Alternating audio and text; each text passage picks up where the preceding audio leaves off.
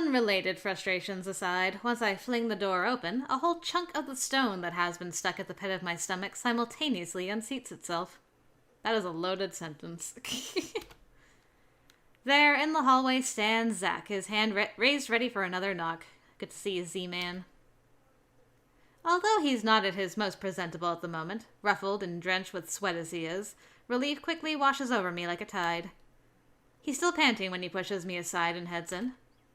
Did you run all the way here? The second his feet crosses the threshold, he scans the place, eyeing what little he can see of the room from the doorway. When finds none of whatever he's looking for, he turns to me with a questioning look, one that has a hint of panic in it. You said it was urgent. Well... Did anything happen? Is it Becca? Bella? Everyone's fine. But we gotta deal with the ghost. Well, Becca's not here. She went somewhere this morning and hasn't answered any of my calls yet. But Isabella's... I'm here, Zach. Morning. Hi-yo. His weight shifts at the same time the stiff line in his shoulder eases, once Isabella walks up to us and welcomes him with a smile. He relaxes then, returns her greeting in kind as soon as he has let out the breath he has been holding and the tension's finally off his body. So, nothing's wrong? Why'd you call me here for then? My explanation can wait. He has a lot of explaining to do. No, come on, Ash. The fact that he went to Anselm alone, for some godforsaken reason, warrants a proper one. Ghost or not, he's already been given a warning. It frustrates me to no end that this might be the plan he mentioned the last time we spoke. I get that he's worried about Hannah Wright. Somehow they've become friends, but that's not the issue here. Not when there's a murderous ghost who might go after one of us at any given time. Sure, Zach made it here in one piece. By some dumb luck, he's all right, and this takes one off the list of people I need to worry about. Frankly, as annoyed as I am, I can't just stay angry at him when I look at the situation that way. Hell, if that call didn't connect in that exact minute, there might have been a chance he won't be standing here. This is a blessing in itself. Though, first things first, some things still need to be discussed.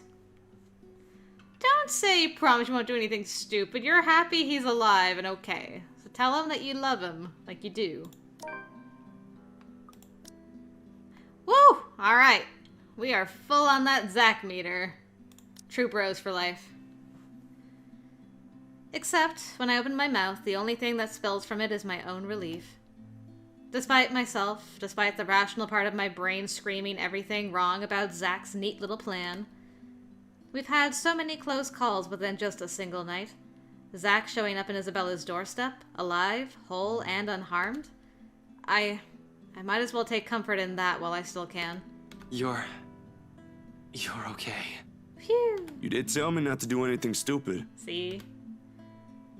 Suddenly, the whole room feels too heavy, and all I am able to do is drop down on the couch. A headache also threatens to burst in the same moment. Or perhaps this is what relief from anxiety feels like. Regardless, I reach up a hand to pinch the bridge of my nose, even if it'll likely do nothing to alleviate the impending pain. Christ, you were right there! We have this stupid curse thing going on, and you were right there! You just walked up inside a private property! Those people can easily sue you for breaking and entering, and that's the least of it. I know, Ash. But I can't just leave things as they are. I've got to do something. Zach's got a good heart. I know you're not very fond of the Wrights, but they don't deserve it if something bad happens. Hannah most of all. God damn it, Zach, I was worried. Yeah. Unexpectedly, he laughs. Not the half-hearted sort he makes when he's awkward or coming up with an excuse. A genuine one. Before my annoyance grows again and I snap at him, though, he suddenly catches me in a headlock. Aww. His arms looping around my neck while he grinds his knuckles against my skull. Helpless, I squirm under his grip in protest. Even then, it's hard to do so when you're up against a 6-footer. Zach! Aw, he's worried. See? Why didn't you say so? That cool act ain't gonna fool me anymore. Let go! He relents soon enough, though only after he's done ample damage in my hair. I hate it when he does that. Big brother noogies. But for a few moments there, the tense mood finally lightened up and everything felt like how it used to be before this whole mess began. Makes appreciating little moments like this easier. Still. Seriously, Zach. Why are you even there? Told you already. I was looking for you. Why would I even go there? Well, you mentioned a plan with Isabella here. I assume that's where you guys went, since that's where she found the letter. Sorry. I was really at a dead end. The logic in it stuns me into silence, to say the least. Shocked Pikachu. Then I remember his hesitance, the tone he has taken before agreeing to go here, and all at once my anger from what he's done wanes. Apparently I've taken the time to write a journal entry about this. Ah, cute. Zachary arrived at Salem well, tired and frazzled. Upon learning that he had come from the Ermengarde mansion that morning, Ashton could only express his relief that he was safe. An amused Zachary teased him for worrying, much to the other man's embarrassment. Partly, this is my fault for keeping things vague. I can't berate him for assuming that when I've only left him with vague answers. Good on you, Ash. Take responsibility. You could have called me. I did. I didn't receive any, and my phone was with me. Ghost lady. You're kidding, right? I was at it the whole night. Bella's like, awkward. The whole atmosphere in the room changes in 2 heartbeats. Back again to the tension-riddled one plaguing us. Zachary stares at me like I've grown another head, then gradually he shifts his attention to Isabella. The expression in his eyes, questioning, asking for a confirmation, like my word can't be trusted. Not that I'm holding it against him. I can't even believe the things coming out of my mouth these past few hours. Meanwhile, Isabella stays quiet. Has been like that for quite some time. She looks like she wants to disappear right now. Guilt, frustration, anger, fear, all flashes fleetingly across her face before it melts away under an expression of worry. Please tell me he's joking. You were there? No, we really didn't get any. Everything was quiet last night. But Zach, at BRC, Ashton and I saw... A spider-crawling ghost lady. She never gets to finish that. That freaking phone. Abruptly, my phone rings again, blaring its badly sang ringtone throughout the whole room. If you recognize it's bad, why do you keep it? Both of them pauses, waiting when I pull it up to check the caller ID. It's Becca. Sweet. I'll tell her to get here as soon as she can. Excuse me. Without another word, I slip out of the room and answer the call. However, the tone, she assumes, isn't what I'm hoping to hear. Ashton, are you there? Aw, poor Becca. She was just chased by a spider-crawling ghost lady on the ceiling. Ragged, a bit out of breath. There's a tinge of urgency in it. Listening to her from my side of the line makes it seem like she has just run a marathon prior to this call. Becca, where? I got your message. What happened? Nothing. Yet. Where are you? Downtown. I had to make a quick visit to the library. Listen, Ash, about that thing Isabella has been talking about. There's something you guys need to... Please tell me you didn't... Whatever. Ashton, stop being angry at your friends. They're alive. Save it for later. I'm at Salem Well. If you can get here as soon as possible, that'd be really great. This is... related to that. You're there? Is Isabella with you? Yeah, Zach too. Oh, I thought he just, hung up on her. With a quick press of the button, I switch on the loudspeakers and step back into Isabella's apartment. I hold out the phone towards the two, giving it 2 shakes, urging them to speak. Both are still carrying worried looks on their faces. This should ease that. Rebecca's asking for you two. Becca? Is she okay? Hey, Becca. Luckily. Hello, Rebecca. Odd morning we're having, eh? Hey, you two. What's happening over there? Is this something I should be worried about? We'll tell you once you get here. Please, hurry. I don't like the sound of that, Ash. But I'm on my way. Give me a few minutes. I'm driving. Good grief, how could you drive at a time like this? She mumbles a goodbye, then hangs up. Becca's the last person I need to account for, yet that call left an even more strained tension in the room. ... Thankfully, we don't have to linger in it for too long. She only takes a matter of minutes to get here, and the second she steps into the room, Isabella clings to her. Aww. I'm so glad you're okay. Yay! Ashton checked on you this morning, but Safe and sound! Everyone's alive! Good. He did? I'm sorry. I was in a hurry. I didn't have time to drop by and let you know. It doesn't matter. What's important is you're here. Aw. Not burnt to a crisp or brutally murdered somewhere, for instance. Whole. Alive. Although she seems a bit shaken, it doesn't really matter in the grand scheme of things. At least now I can relax. Ease the pressure off my shoulders, if only by some. But the minute Isabella pulls away from her, she winces. A small reaction. The younger woman doesn't even catch it. It sets a precedence for a careful observation, nevertheless. A closer look at her reveals her much more disheveled than usual? Hair in a bit of a mess, probably flattened in a hurry.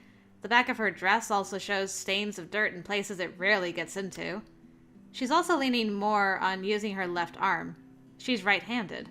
Perhaps the most telling is the slight limp she has, noticeable once Isabella leads her into the room. It all sprouts a hatful of questions. What exactly happened, and how she ended up in that state? Pretty sure a simple trip to the library won't do that. I grab for her arm before she can walk past, carefully to avoid hurting her in case there really is an injury. I mean, she did get completely wiped out by a library cart. Seems like it at first glance, but you can't be sure until after a careful examination has been made. I suspect some bruising at least. Although minor internal fractures aren't out of the equation, they have a nasty way of staying hidden. Sure enough, Becca tenses immediately upon contact. Tries to pull back, although the sudden gesture only elicits another wince, forcing her and Isabella to a halt. Uh-oh. Both of them turn to me almost the same time, their eyes searching mine for answers. Rebecca, for her part, doesn't appear quite pleased with the interruption. Or the fact someone has brought it to light. But that someone also has to make sure. Just say, are you alright? You're concerned. You okay? You're limping. Nice. Alright, finally making some progress with Rebecca. As expected, she tries to hide it. This time, when she squirms from my grasp, it's with enough force. She almost stumbles back if Zach hadn't caught her by the elbow. Even with two more people shooting her concerned looks, she's swift to shrug it off. It's fine. I just had a little accident. Girl, we all are aware of this ghost. You can tell us all. Little accident. Hard to believe when her other arm's nursing the supposedly fine arm. Isabella doesn't buy any of it either. In a library? Well, yeah. It kinda caught me off guard. Something's happened there, hasn't it? I don't have to elaborate on the question further. Shortly, she goes very still, and the hand placed over her right arm shifts ever so slightly, its grip on the limb tightening. Not too firm to hurt, but just enough for a gesture of comfort for herself. Warily, she casts a glance at everyone in the room. But only the one she spares for Isabella lingers longer, and in that moment, something unspoken passes between them. An understanding. It strikes me seconds later how utterly familiar her expression is. It's the same one I've seen far too many times in Isabella. Since that day in the movie house. Every time her attempts to warn us have been so rudely dismissed. Let me see. Can we? We have to check if it's bad. Rebecca hesitates for a moment. Then, after a minute of consideration, she sighs and reaches for the hem of her sleeve. Raises it just enough for Isabella to take a good look at it. Not swollen, but a large portion of her skin starting to turn an ugly shade of purple. Eek, already. Oh, that is gonna be one hell of a nasty bruise. Tell me about it. It was a library cart that hit me. You know, the old metal ones they keep near the history section. Ouch! Like I said, nasty. Ouch! But she's there? She went after you. Yeah, I was in the archives, looking something up. Suddenly, she was just there. Well, she was using my own students against me. What kind of terrible person does that? Oh, it makes my blood boil. You should have just ran. That woman's not something you can hit with a book. Joke's on you, Ash. Laugh it up, Ashton. I did. Then the bloody cart came out of nowhere. And you know what? If it weren't for a damn book, I would be dead by now. Facts. And with that bomb, we shall read another journal entry. Such aggression. To Ashton and Isabella's relief, Rebecca later called back. Soon, she showed up at Salem Well looking worse for wear. When the detective asked about it, worried, all the redhead could give was a frustrated answer. Fortunately, before the topic turned grim, Isabella stepped in.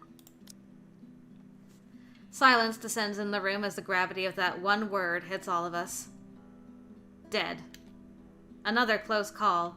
Another would have. Another one we've narrowly avoided. How long can we keep this up? We're bound to break at one point. No normal human being with a sane mind can last like this. It's a miracle Isabella hasn't cracked yet. After all, she was the one who found that letter. I've expected her to have caved in by now, yet her voice, calm and composed in the face of this, is what cuts through the thick air. I'll go get a cold compress for that arm. You guys take a seat first. Ashton and I, we have a lot of things to talk about. That marks the end of it, at least for the time being. And as soon as Isabella returns and hands Rebecca the cold compress she promised, we get straight down to business. Surprisingly easy considering the rigid air in the room. Although there's some tense fumbling for words at first, the whole conversation gains steam once what happened last night at BRC has been put on the table. All at once, everything we've brushed off, carelessly ignored, and rudely dismissed have been laid out for close scrutiny. Zach's encounters with the woman and his dreams. Rebecca's close brushes with death every time she appears. The dread, the fear, the terror she brings out even in the bravest of us. Everything. Because no matter how bleak this all seems, there must still be a way out of this. There has to be, logic be damned. Or at least that's what Isabella and I would like to believe. Yet even as the cold morning light shifts to the warm hues of late afternoon, and eventually night, none of this still makes a fucking damn sense. Not one single one.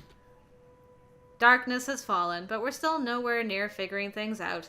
If anything, we're more at a loss than we've ever been before we even started this.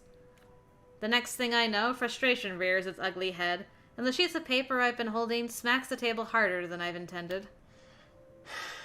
The sound of it echoes loudly in the small room, and everyone simply falls silent. Along with it is a release of another long-held breath. Perhaps the 100th since this morning. We aren't getting anywhere at this rate. Don't just drop it.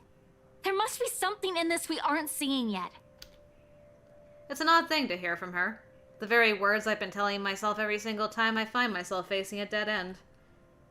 We can use a little of the optimism right now, I guess. I know, but what are we supposed to be looking at here in the first place? Well, you already looked through those files. You're the one that picked it out last night, right? All of them? What? I'm pretty sure every person we've checked in there isn't necessarily involved. One client possibly died of old age. Remember, you found that dumb paper. Ash. Not so dumb if it can kill all of us. Very funny, Z-Man.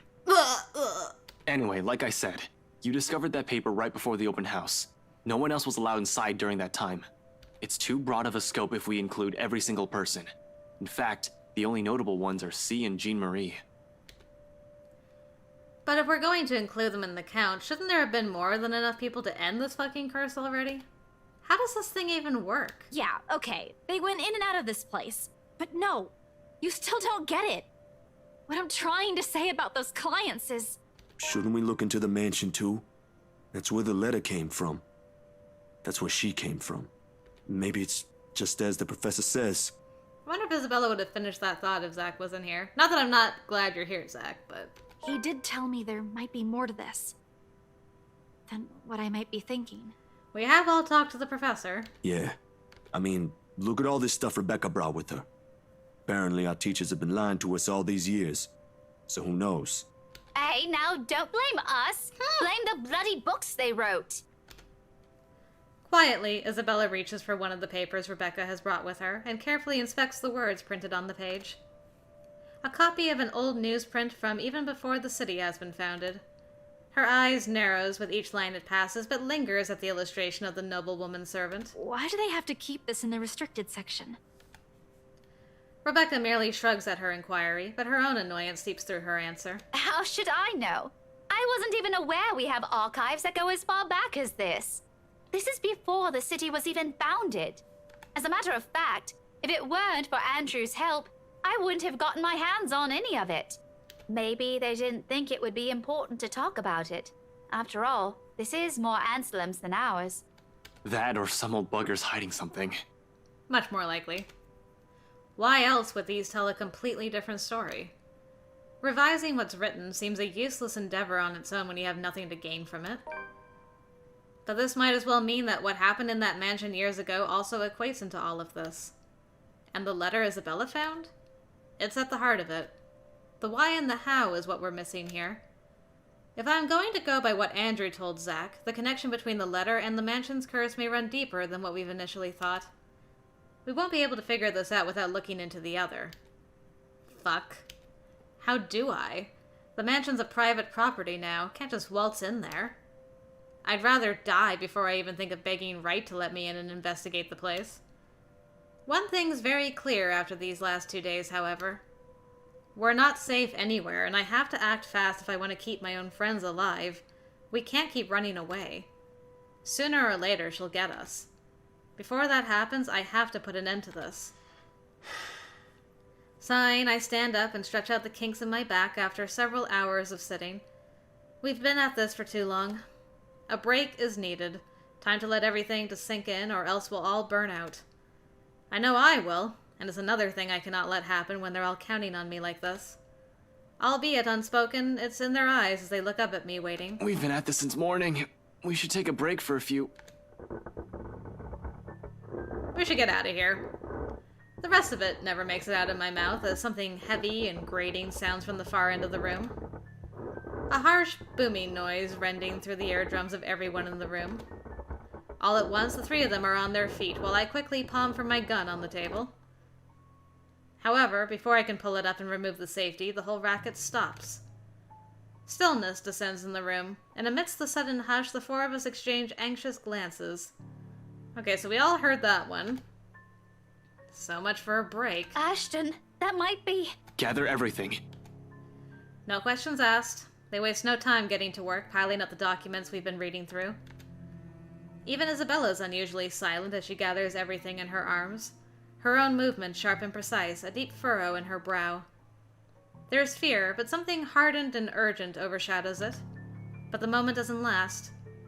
Before we can even finish, another noise ups the tension already gripping the place. Suddenly the lights go out, and the wardrobe at the end of the room rattles, as if something inside begs for freedom. Cautiously, eyes glued to it, I take a step forward and I release the lock from my gun. Do we have to open it? Can't we just leave? I'm no trigger-happy person. I'm not even sure if this will work on a ghost. But right now, its smooth surface against my palm with the trigger on my finger provides the closest thing I have to relief as I approach the closet. Ashton, what are you doing? I don't think that's a good idea. We should just... I'm with Zach and Bella on this one. Worried as they all are, they immediately stop at the slight raise of my hand. But the edge is there while they all huddle in the space between the door and the room. In case this goes south, whatever I find inside, they have enough time and space to run from their position. In 2 deep breaths, I've crossed the room and stood in front of the closet. Like a dum-dum. Whatever's inside has yet to stop thrashing. Instead, it has now moved to banging at the door, louder and louder the longer I dally. Another shallow breath. A glance at my companions. A nod. Something creaks. Then, in the next moment, I'm grasping at the handles and swinging the doors wide open to reveal... close. Nothing. Right away, I part the clothes hanging on it, and still none. No ghost. No woman. Not a single trace of whatever, whoever's inside. Because she's above you. Confused, I glance back towards my companions, only to see them mirroring the same expression on my face. The noise has finally stopped, but I'm quite sure it isn't my imagination. Or maybe it is, and I'm just too strung up that my head's not making things up. All 4 of you heard the noise. All 4 of you. It's not your imagination, you dummy. Whatever the case is, we need to get out of here as soon as possible. This only confirms we aren't safe anywhere. Without bothering to close it, I move back, ready to leave, adrenaline now coursing through every vein in my body. In the next second, I'm barking orders and... We should go. Everyone, we need to... Oh no, she's under the bed, isn't she? I'm sent sprawling on my back as something cold catches my ankle and yanks. Yep. Oh no. We should have just done this to begin with. The resulting fall knocks the wind out of me. Pain racks my whole spine and the back of my head as it collides against floor, with force enough to dislodge my own brain from my skull. A moment lasts before stars fade from my vision. And then, I sense it. Cold tendrils twisting around my ankles, the smell of vile rot assaulting my nose, nauseating, sickening. A foul smell draining every feeling in my body. The moment her horrid laughter, still as unpleasant and vicious as the last time I've heard it, reaches my ears, my eyes snap open. Well, hello. I'm glad you're having fun down there. Perhaps it's just inexperience. Or maybe my mind's still attempting to comprehend this. Regardless, the minute my eyes land on her, the whole of my body freezes, the gun in my hand turns useless as my grip on it slackens. It's in the manner her gaze bores on me, I'll say. The look of utter hatred and malice. I've seen it loads of times. From suspects, mostly murderers, who never regretted their actions despite being caught. This is the face of someone you can no longer reason with. And I know, the moment she laughs again and starts dragging me towards her, it's already going to be the— Ashton! Snap out of it! Thank goodness. No. I can't die here. Not yet. The haze fades from my mind and instinct kicks in then and there. Boot to the face. Everyone out! Get out! Get out of here! With one powerful tug, I yank my foot out of her grip and scramble back to my feet, ignoring the piercing wail she fills the room with. Within the span of a second, I'm gunning for the door, grabbing the wrist of the first person my hand can reach and leading everyone out. Into the hallway, down the flight of steps, and right inside my car. I waste no time flooring on the gas pedal the second the last person closes the door behind them, and in a short while I'm driving us out of Salem well. I don't even entertain the thought of winding down just yet, even as the last of the woman's painful cries fade into the night. I know it's a journal entry, but I don't want to read it when there's... This is a much more calm, serene setting to read this in, I think. With the help of his friends, Ashton tried to find a way to free themselves of the curse, piecing together what they currently know. But before they could figure it out, a ruckus coming from Isabella's closet, wardrobe, broke the silence of the room. Alright. Well, we lived, she didn't appear in our car, and now we're in an open park. This is fine. A dreary downpour starts off the Monday. Although it doesn't last for more than an hour, the dark clouds lift just after the sun peeks over the horizon.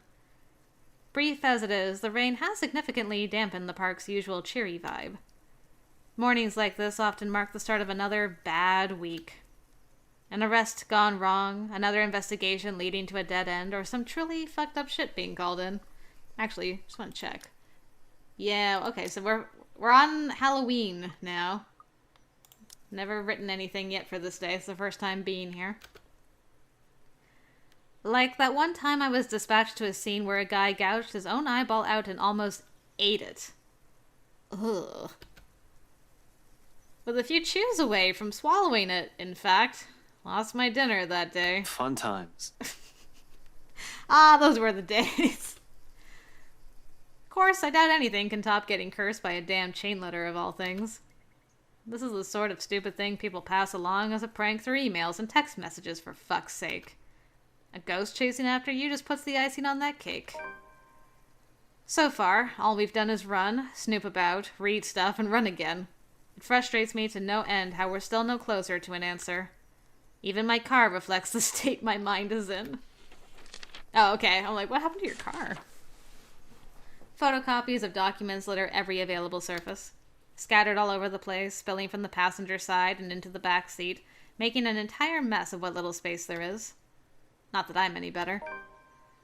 My last shower was 24 hours ago. I haven't slept at all, and my last meal was that chocolate porridge thing Isabella offered. Aren't you glad you ate it now? The way I am now, I'll definitely get a scolding. Rebecca will definitely give me an earful and tell me to take care of myself better. Say that I'm killing myself on the job. Ba-ting, ba-ting! These are the people that are still alive! I can already hear Isabella complaining how dark the bags under my eyes are getting, and about how I reek and how I need to shower pronto. I can rest easy when this is all over. I mean, there's a perfectly good fountain here. You could at least wash your face or something. It's not that I can't feel the pang of hunger. With that woman chasing after you, it's difficult not to feel anything other than horror. The rush of adrenaline coursing through my veins in my desperation to survive.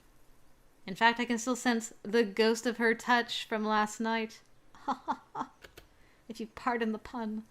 Her bony digits wound tightly around my ankle and that horrid smile she has on her as she pulls me closer.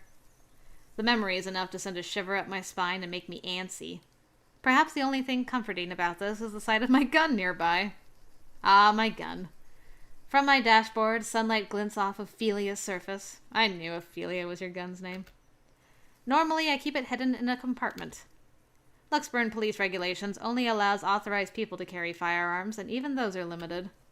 I do have that authorization, but I never really saw the need for its use, when the standard issue tasers are more than good enough to incapacitate anyone. If not, I can always throw them on their back. Those judo lessons Dad forced me to get as a kid has its uses too. On a ghost, though, all of those will probably yield the same result. They're all useless. I might as well use a stick. We know books work. However, it's the feeling of ease I'm after, of what little of it I can gather from it. The awareness that I, at least, have something to protect myself with in case things go wrong. That I can still protect the people who are still depending on me despite the missteps I've taken. It doesn't take the edge off, though. The feeling that your whole body has been strained far beyond its capacity. Frankly, I'm already running out of steam. The only thing pushing me right now is knowing someone's still depending on me. A stretch is still in order, though. I've been sitting here since last night. Soon I step out from my car, closing it behind me with a thud as I take in my surroundings. The rain did wonders. The morning air feels crisper and cooler than it has ever been in days. For once, the weather seems to be taking a turn for the normal. Luxburn normal. In the distance, beyond the buildings lining the horizon, dark clouds are blowing in. A storm might be due this evening, give or take. Of course. It'll be a thunderstorm right on Halloween night. Perfect. A shame for the people looking forward to Halloween tonight. I'm just not sure whether this is something I can look forward to as well. Still, I bask in the change it brings. Inhale. Exhale. Breathing in, taking in the peace as if it'll be my last. But as with all the good things, the quiet suddenly comes to an end. Not necessarily a bad end. The chatter reaches my ears first, halting my movements. Sure enough, when I glance up, I find them. Zach, Rebecca, and Isabella, just as they've entered the park grounds, bags of convenience store food in hand. After last night's flight from Salemwell, we've elected to stay the night here, unsure if our own homes will still be safe. Normally, we'd all be adverse to the idea of spending the night outside like this, but panic and distress has tainted that decision. It's not like any of us have gotten an ounce of sleep anyway. On the off chance one of us did, it only lasted but a second, or it's a fitful one. But looking at them right now, from afar, it's easy to mistake them for just a group of friends on a day out. Isabella's gesturing wildly with her arms as she talks. Something funny or amusing, probably, because it's soon followed by Zach's booming laughter and Rebecca's giggles. Their voices fill the atmosphere with light air, temporarily easing off the disheartening mood. It's easy to pretend we're not knee-deep in a life-and-death situation the way they're acting now. If anything, it's only their appearance that betrays that mask. Slightly disheveled, bags under their eyes, an exhausted curve in their shoulders, and dragging footsteps. But the closer they get, the more obvious these signs are to the naked eye. Zach tosses an energy drink my way the moment the distance allows it. Isabella hands me the other bag she's holding before seating herself on the edge of the fountain. Energy sheep. Nice. The scent of warm food immediately wafts from the bag when I open it, carried further by a passing breeze. Whatever sweet sauce they drizzled over this pork wannabe, it smells heavenly. Hell, even the sorry-looking vegetables seem appetizing. Despite myself, without even checking exactly what this is, hunger swiftly takes over every rational thought. I dig in without waiting for them to start. The rest of them appear to be of the same mind too. Soon enough, they also start with theirs. No casual talk while we fill our empty stomachs. Exhausted as we all are, food is something we can't forego. Starvation dulls the thinking, weakens the body. If we are to survive this, we're gonna have to take care of ourselves first. In a matter of minutes, we're done, and dumping the empty cartons on a nearby waste bin. Along with it is the shift in the mood. Back to dismal. Back to the problem at hand. The comfortable atmosphere from minutes ago was nice while it lasted. Admittedly, I've missed these kinds of moments between us. We never had the chance. Always busy on some project or work. The things we've taken for granted, now we're realizing how valuable they are. The world has an awful sense of humor. While the one we've just had is short-lived, it's another thing I want to look forward to if we ever free ourselves from this damn curse. I'd like to believe there's a way. For now, we have to focus back on the present. This. Dead people. That was a cheery thought. The letter. The curse. It's not simple to bring these up, but necessary. What now? Where do we go from here? I mean, I feel like Becca would have the best chance of getting us into the mansion, because her and Hana were friends, and she's friendly with Luke as well. Like, surely we could just... I mean, not that they'd believe us, but maybe Hana would. Or at least Hana would let us in, for old time's sake, right? It's not a question directed at anyone in particular, but they all look to me as if my face has all the answers in the world. I used to think so, back when I was at the top of my game, and I'm still sure of everything. Now there's just uncertainty sullying whatever decision I come up with. At some point, logic has simply stopped working here, and we've started grasping at straws. Along with exhaustion, fatigue, and stress, we have enough kindling to get a fire burning. Oh no, are you guys all gonna snap at each other? Yeah, well, I kind of figured. I mean, it has been stressful, so... There's gonna be some accusations being thrown around now that the initial relief has worn off and you kind of had time to think about it. The not-so-pleasant kind of fire. Well, first, we can't just stay here. That much is obvious. But we can't just keep running like this either, Becca. Sooner or later, she'll... As if we have a choice. We can't even go back to our own homes because that thing might get us. Nowhere safe. But dying is the last thing I want to do right now, Isabella. Isabella. Not to a stupid chain letter you were too gullible to pick up, bring with you, and show to everyone. Alright, let's get through this. I didn't do it on purpose.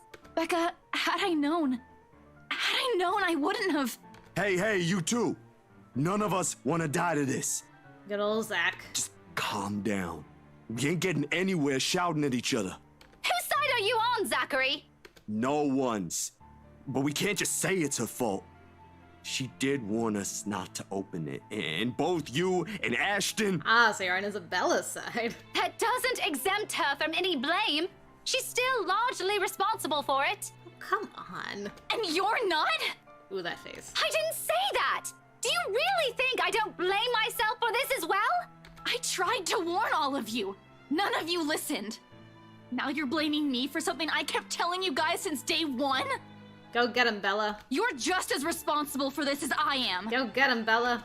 So now, you're throwing it back at us. We wouldn't even be having this problem if you're... Well, you two cut it out! This ain't the place for I don't know, petty squabbles! I don't think I've ever seen that sprite for Zach before. Never seen him get angry, ever. If you don't want to get caught in it, then stay out of this, Zachary. Oh no, Zach. Don't stop her. Let her say it. I'm sure she has plenty more to say. She does, but it's not necessarily related to the letter. If I didn't know any better, she's already. Already what? You want me to say it? Out loud? That I find you in this whole thing? Okay, I should be like, enough! All right, that's enough! I knew it. Now was the time. Everyone, shut up! They all falter to silence at my words, and an awkward, stifling mood descends between us. I do not mean to shout, to snap at them, to add to that kindling. Not in a moment when any time, anywhere, she might get to one of us. We're all in the same boat, yet here we are playing the blame game. Little by little, we're falling apart, caving into the pressure, to the bleak situation we're trapped in. Did that ghost mean for this to happen? To divide each of us?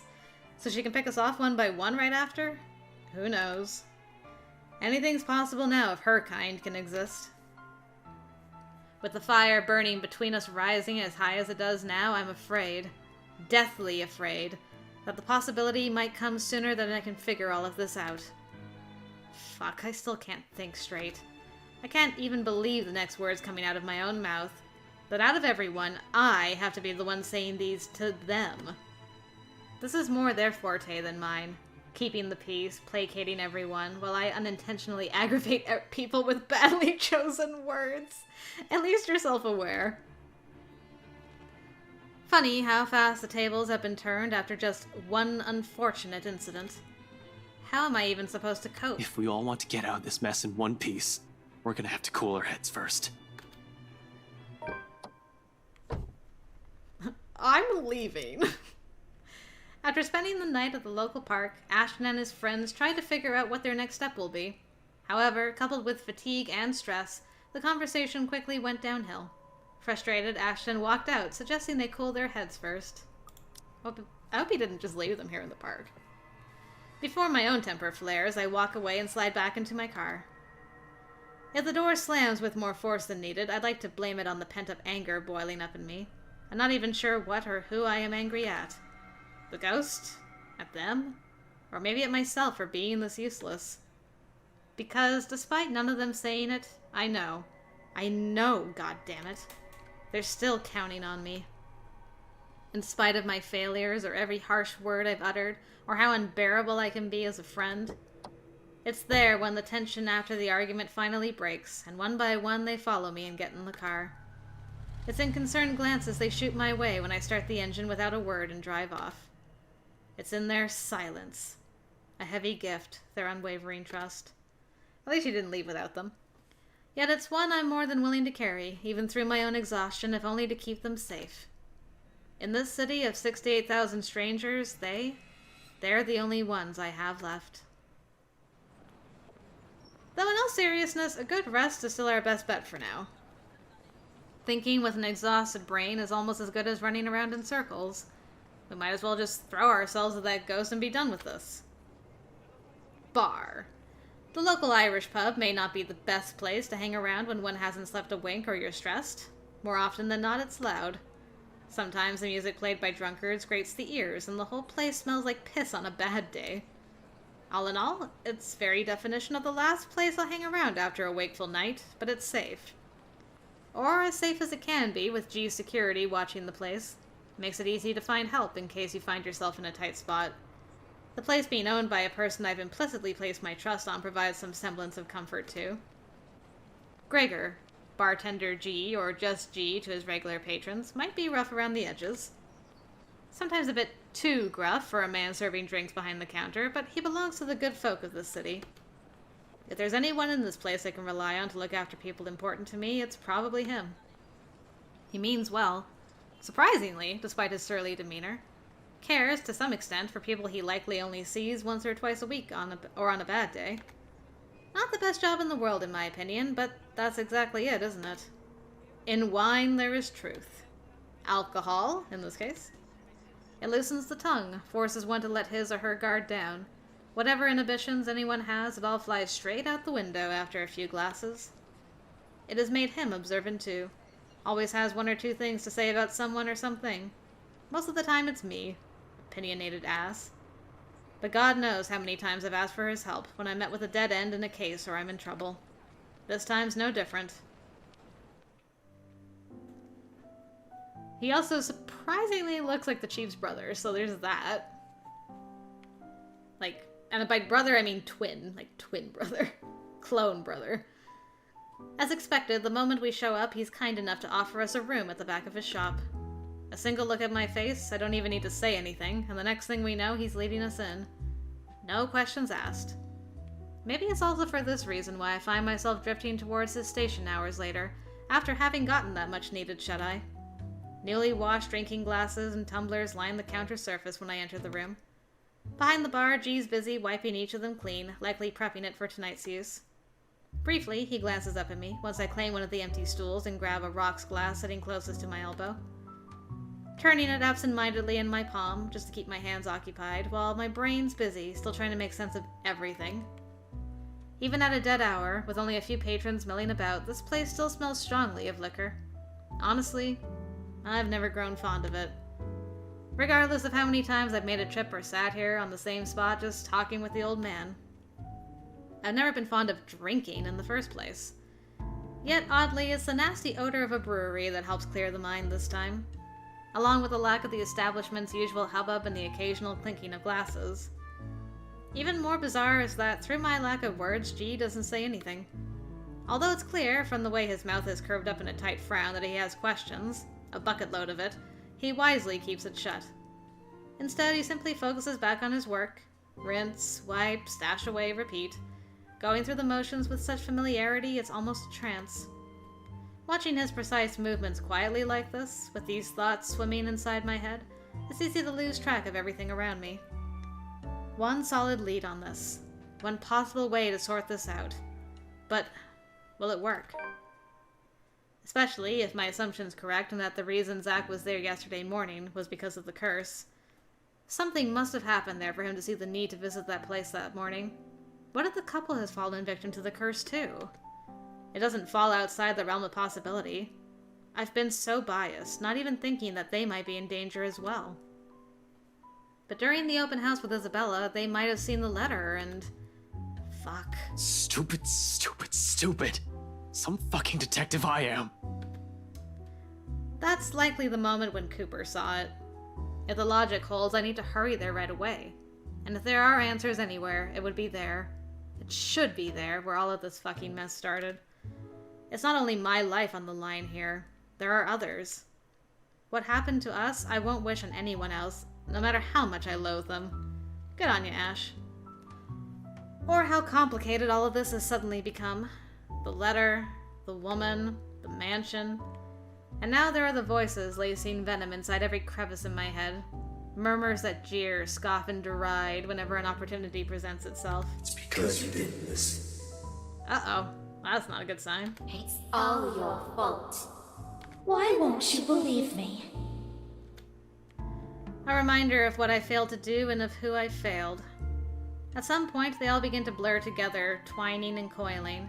Every horrid image and memory of her seeking the forefront of my mind.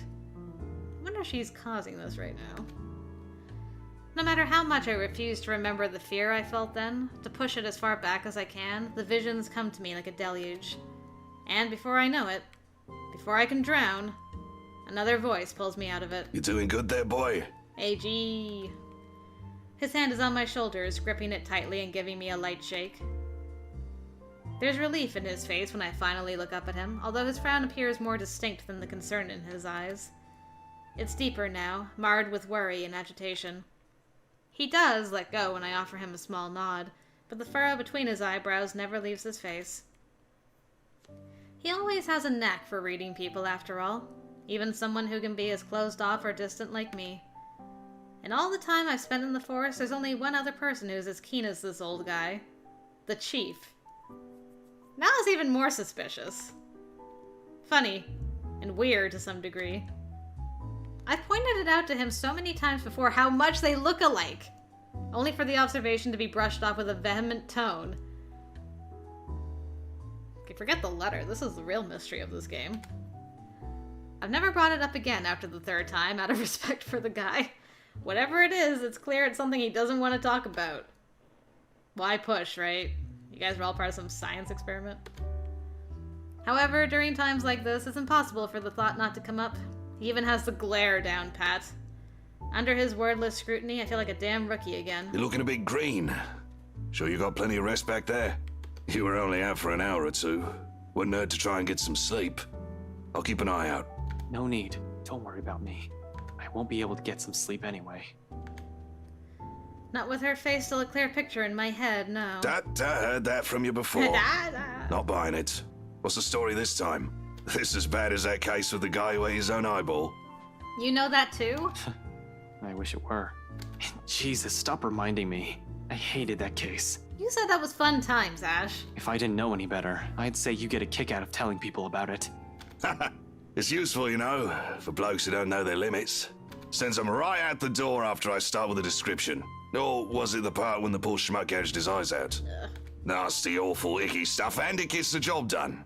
Like I said, useful.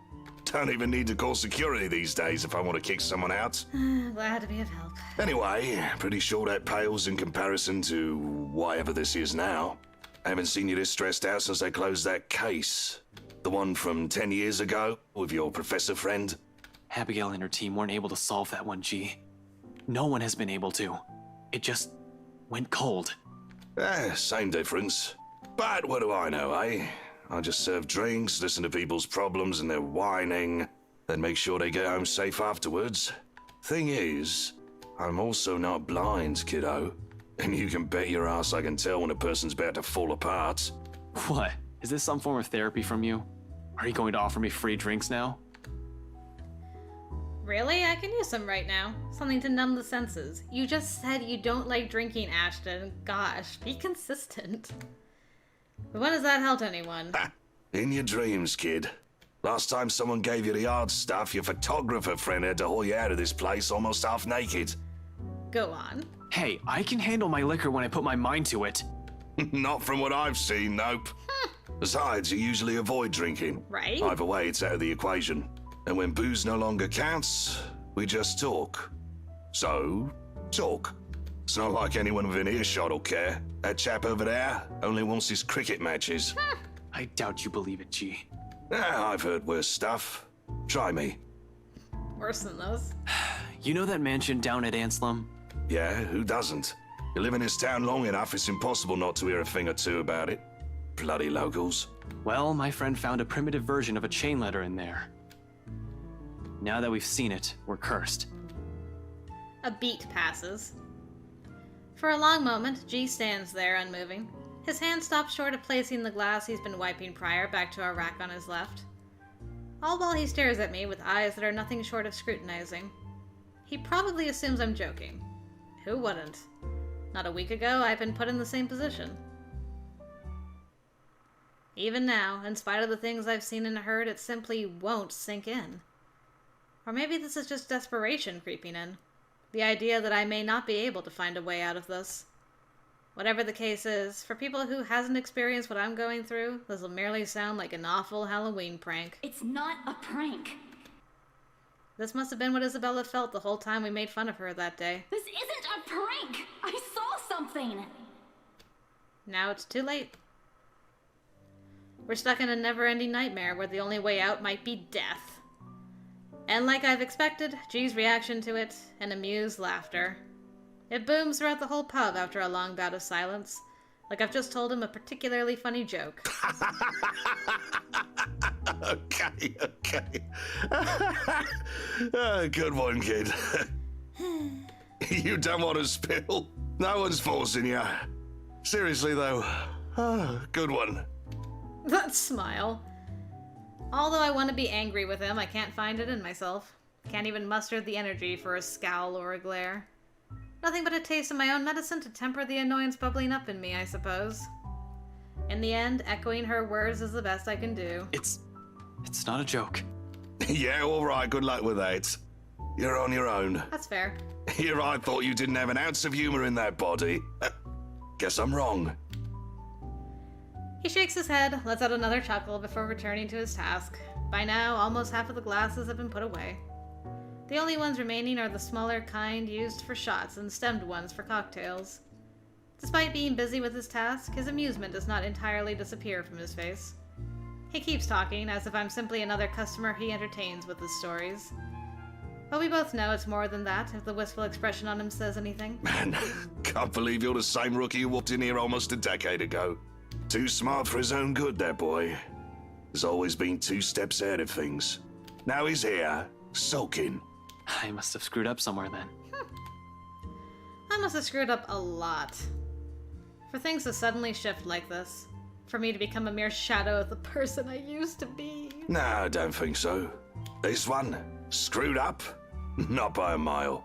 It's too early to say. You've still got several years ahead of you, Holmes. Take it easy. I'll try to have years ahead of me. But some things change, eh? It has been years, and you were a kid back then. You know, the sort that's a bit unsure, making all the horrible decisions in life he'd eventually be embarrassed to talk about. You never stop calling me kid, though. Well, you still are. It's just that this time, you're sure of who that badge and gun is for. What was it you police types usually say? To protect and serve, yeah? A significant pause follows at its heels. From both of us, as he allows its meaning to sink in and spur something in me, stirring a feeling both heavy and forceful, but not completely unwelcome. Familiar. Okay. Let's read about it. After the argument at the park, Ashton took his friends someplace where they could rest. G welcomed them to his pub without question. While the others were sleeping, the detective and the bartender had a little chat about the past and what had changed over the years. Though before I can even clarify what he's trying to imply or gather my thoughts on the matter, G turns away to begin his work on the silverwares. He'll need those too, once more of his patrons come in for lunch. Slow and easy. A sharp contrast with the strained air we've been wading through these past weeks. A fleeting moment, but one I allow myself to relish, if only because of its absence lately. The way things are now, this is almost a gift. So, when it all ends with a loud shuffling of foot from the adjacent hallway, a sigh is all that leaves me. There's no need for me to look up to know who it is. Zach's treads alone are telling. There's always a weighted set to them, steps that are taken with a lazy cadence. Like he's always trying to make himself smaller, less conspicuous than he actually is.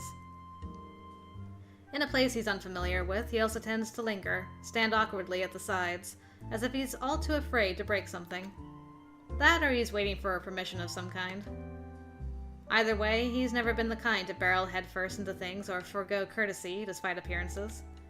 Much like how Rebecca's mother, Henning, belies her fiery temperament, or Isabella's rare displays of maturity appears at odds with her youth. Isabella's mature, leave her alone. There has been a lot of those in my life, it seems. More so from the people I've grown closer to over the years. Walking contradictions, we all are. It's a wonder how we ended up as friends in the first place. But maybe that's also exactly why. To some extent, there's still an understanding in there, in knowing that no matter how long you've been together, or how familiar you are with a person's habits, or how many lifetimes there might be for all of you, one can never fully know a person.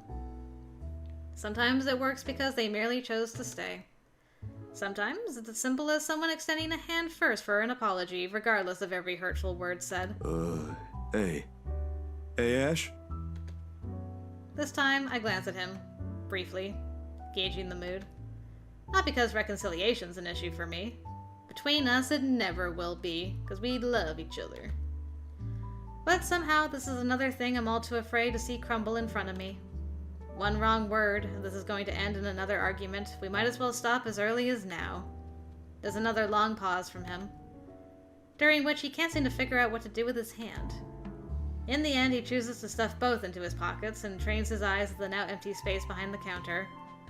Without our notice, G has slipped back to the kitchen, leaving only the two of us and everything awkward in the world at the moment. Still, Zach trudges on, a hopeful tone slipping into his voice, simply because it's the only thing he knows to do. Did you, get any sleep? Did you do the important thing we came here for? It's a start, at least. A stiff one, but a start. The least I can offer in return is that rare honesty. For a few. A few hours, yeah. Curt, brusque, not an ounce of friendliness in it. It didn't sound confrontational, though. In spite of it, Zach takes it as a sign. Relief washes over him as his shoulders relax and he releases a tense breath. Soon he's closing the distance he has put between us and flops onto the chair to my right. I think the better question is if the dreams are pleasant. And for the record, no. Yeah, I know what you mean. I get those a lot. Remember? He shifts in his seat, coughs, drums his fingers on the counter for a short while, then falls silent. That's it. No apologies. Somehow that short exchange is all we need. The air changes again, much like everything we've known lately. Maybe not for the better. Not yet. However, it's less suffocating, with less hostility and resentment. The kind where it's easy to pretend, easy to forget. Not that it's a thing that'll happen anytime soon, but one can dream. In a situation where death might come knocking any time, it's these little hope we cling to. It's these little things we wish will happen again. I'm not an optimistic person by nature. Hopeful maybe, but never optimistic. Though I want to believe there's a way we'll live through this nightmare.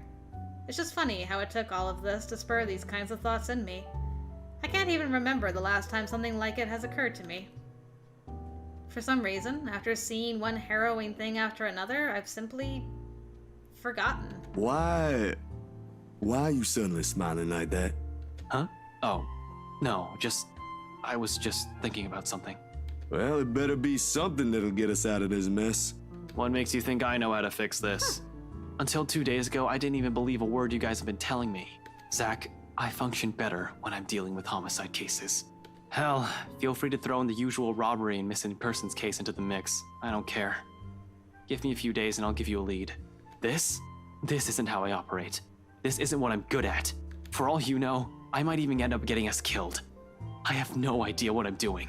Well, the fact that you're frustrated but still trying already means something, Ash. Get on you, Zach. Besides, you don't make that face unless you already have an idea. It can't be any worse than this. Maybe. It's on your mind, Ash. Maybe. There really is something about Z-Man.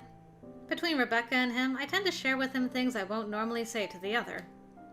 Unlike her who pushes, sometimes with the same tenacity as her moods, Zach has this strange tendency to ease people into telling him what he wants to know. Oftentimes, the question feels so subtle it catches me off guard, with less force and more forbearance. After all, out of everyone, he's the most grounded. Really, he's like the older brother I never had, the kind you can depend on when things go sour. The kind you tell things to simply because he'll listen, without forcing his own opinions on you. We still have one more lead we haven't checked. We all need a Zach in our life. I'm gonna look into it tonight. It doesn't take him long to put two and two together, and his calm expression abruptly dissolves to worry the second he realizes what I meant.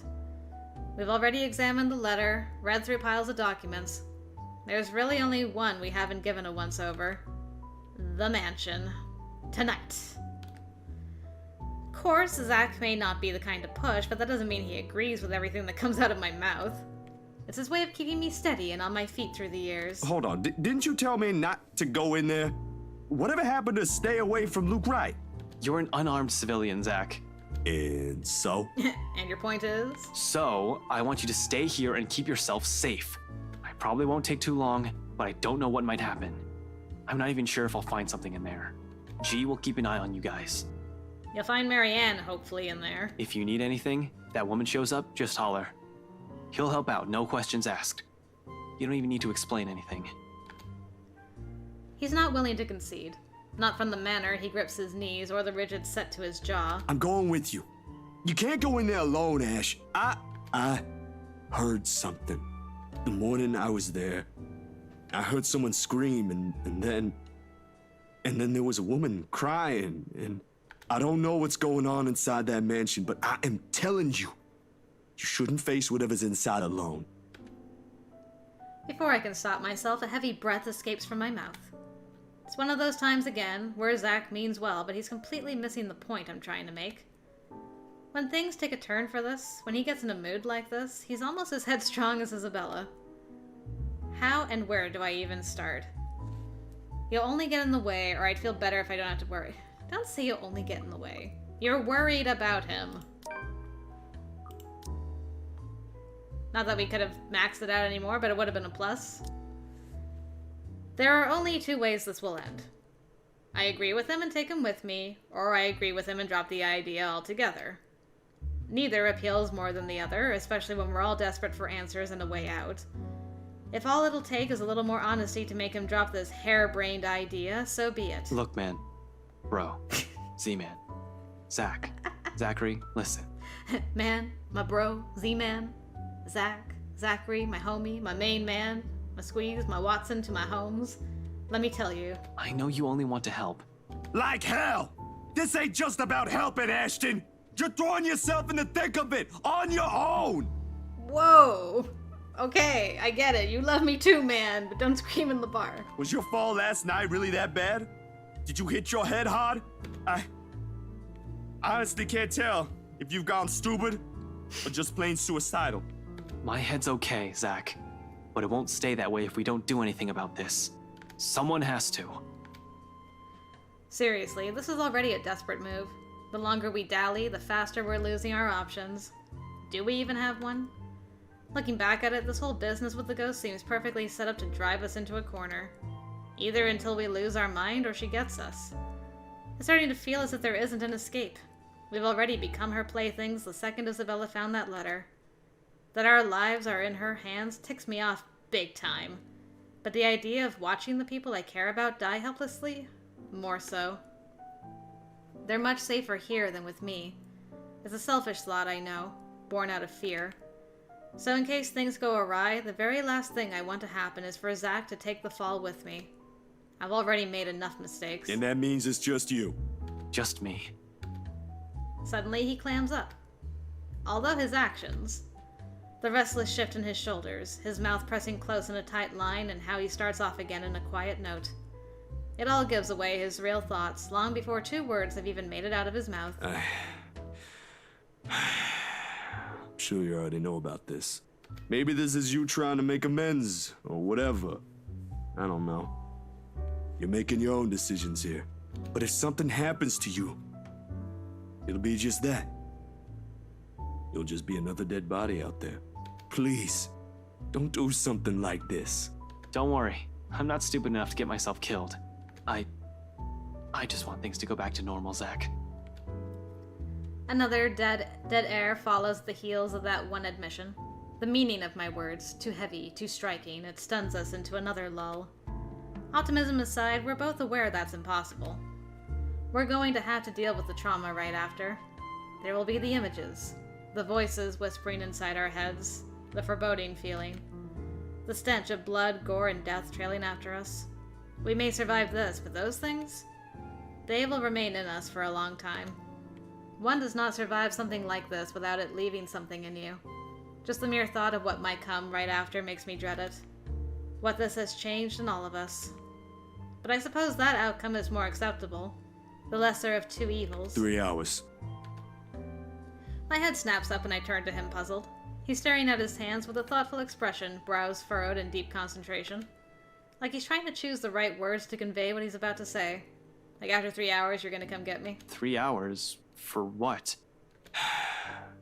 That's more than enough time to go there, to check things, like you said, and travel back here. If you don't show up here beyond that, I'm going after you. From his tone, it sounds almost like a warning. I'm sure it's not his intention. But hearing something like that from a person like Zach, I can't help but chuckle and throw in a jibe, despite how dire things are. Just like the old times. Make that 4. What?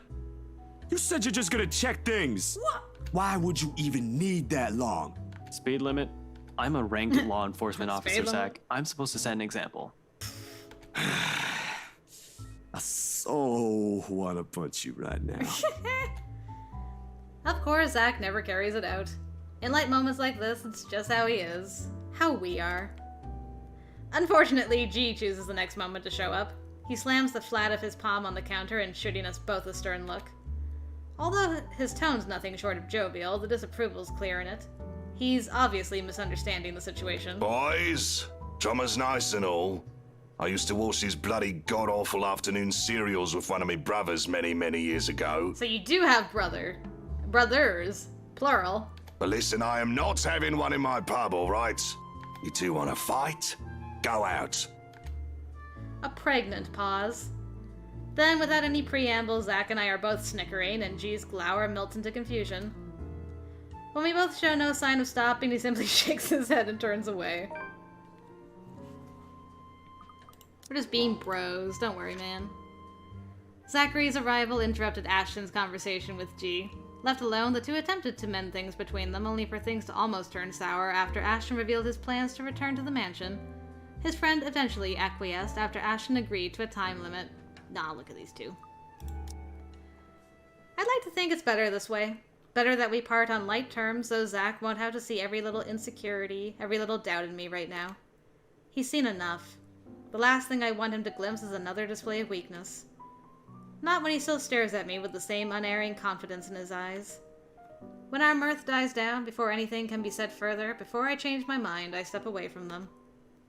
Giving Zach's shoulder a quick few pats, mumbling a lame excuse about taking another short nap under my breath.